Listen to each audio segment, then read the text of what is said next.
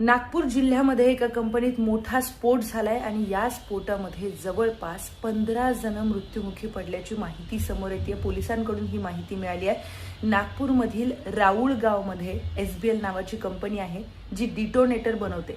खाणींमध्ये जे खोदकाम होतं, जिथे खाणींमध्ये स्फोट करायचे असतात त्याच्यासाठी हे डिटोनेटर लागतं।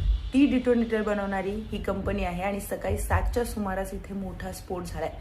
25 कामगार या कंपनीमध्ये होते आणि 15 जण मृत्युमुखी पडल्याची माहिती आहे।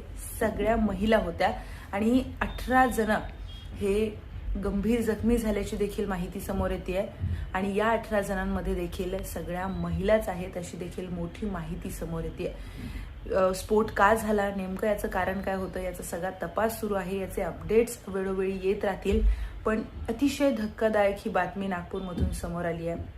15 जणांचा बळी गेल्याची ही मोठी माहिती आहे।